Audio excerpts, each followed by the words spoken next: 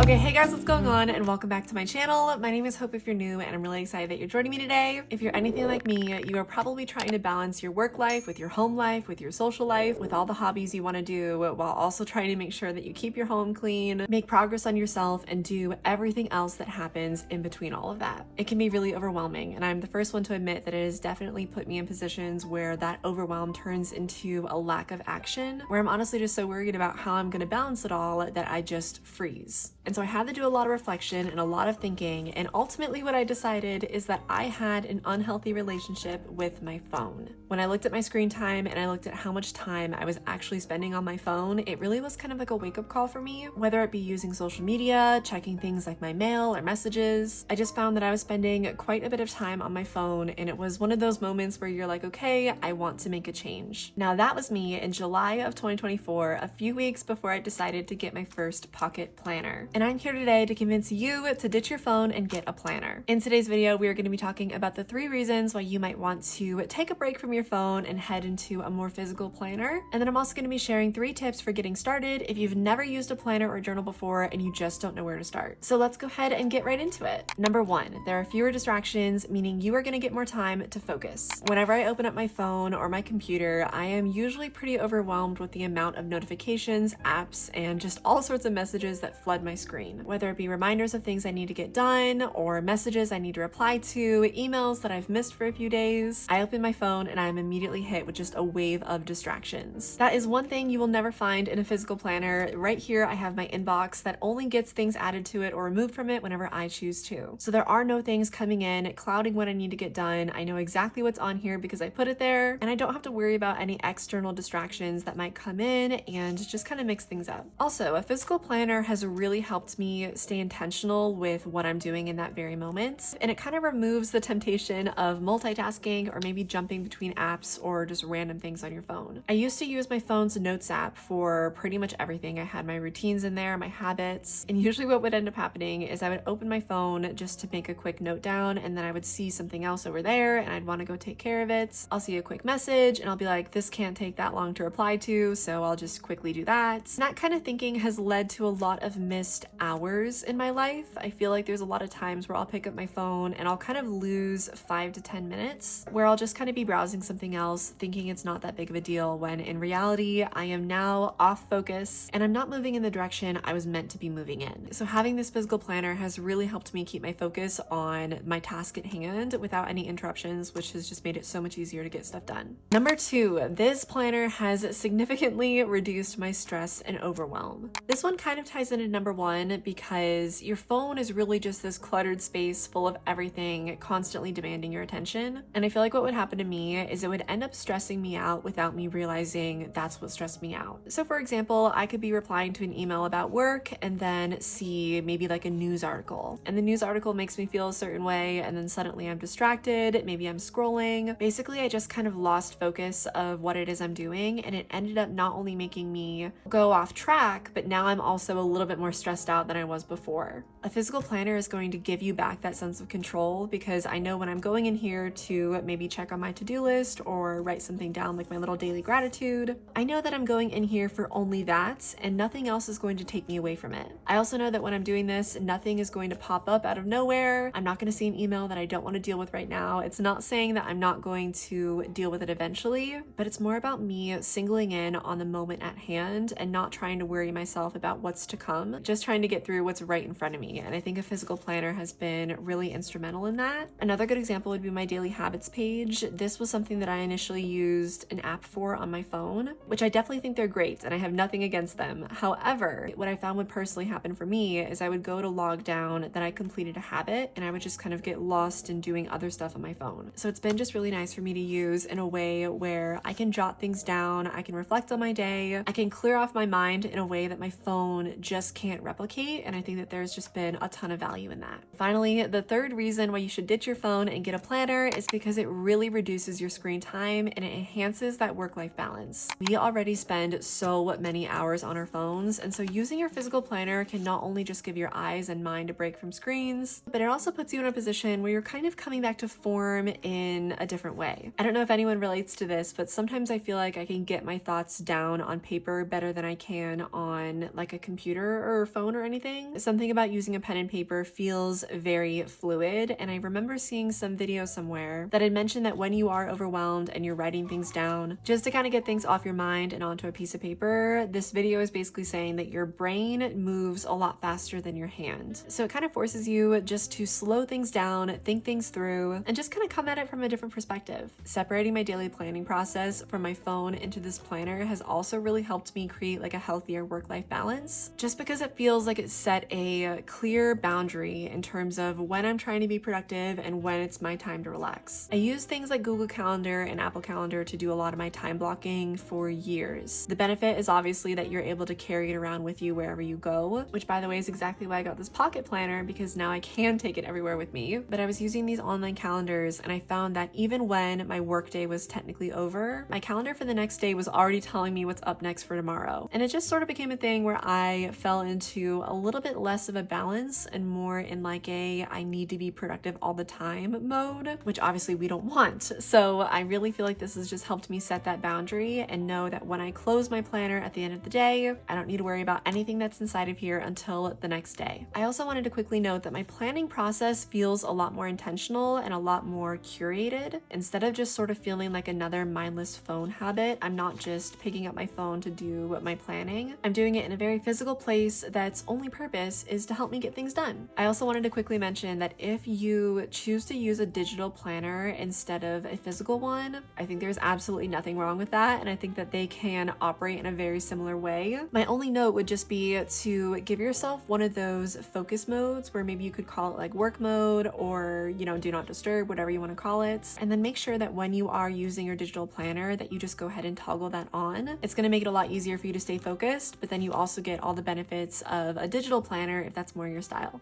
We are officially on the tips for getting started. Now I know starting a planner can be a little bit intimidating, especially if you've never really had one before. I'm gonna go ahead and say that the best way for you to start using a planner is to find one that works for you. If you don't really like the fact that a Filofax like this one, you have to make the inserts or you have to find them, you have to kind of customize it. If you're looking for something that's a little bit more cut and dry, then maybe you could just get a typical just like desk planner. There are tons of those that work super well, and they just make it a lot easier for you to get straight into exactly what you need to do. I personally really enjoy being able to customize my planner and use it almost like a creative outlet, and that's why I really prefer this format, but it definitely is not the only way to go. So tip number one is to find a planner that works for you. Tip number two is to schedule in time to use it every single day. Usually I'm going to be using my planner the most in the morning and then at night, so those are kind of my 2 times of the day that I'll be checking in here. But I think it's really important that if you are just getting started out with using a planner, that you do carve out that time for it. You don't want to put yourself in a position where you never made time to use your planner, so you think that it just didn't work for you, when in reality maybe you just need to give it a little bit more time and kind of give yourself that chance to figure out what works best for you. Which pretty much perfectly leads us into the final tip, which is to change it up until you know what you like. If you're going to take the plunge and ditch your phone and get a planner, then I would really encourage you to just try out different things. This is definitely not a one-size-fits-all type of thing. If the rings planner doesn't work for you, maybe a regular just book would work for you. If you just can't get into using a physical pen and paper, then maybe a digital planner might be something you're interested in. I would really just say try different things out and figure out what works best for you, and then just go with it. But that is all I have for you guys today. I really hope that you guys enjoyed today's video. I really hope that it was able to give you guys some inspo on reasons why you might want to take a step back from your phone and a step into a physical planner. If you have any questions at all, feel free to leave them down below in the comments and I'll get back to you guys there. If you did enjoy today's video, feel free to like and subscribe if you're new. I post every single week, twice a week, and I would just absolutely love to have you here as a little part of our community. I hope that you guys have a beautiful rest of your week. I hope that this challenged the way that you look at your phone and look at your planner, and I'll see you guys all in the next video. Bye guys.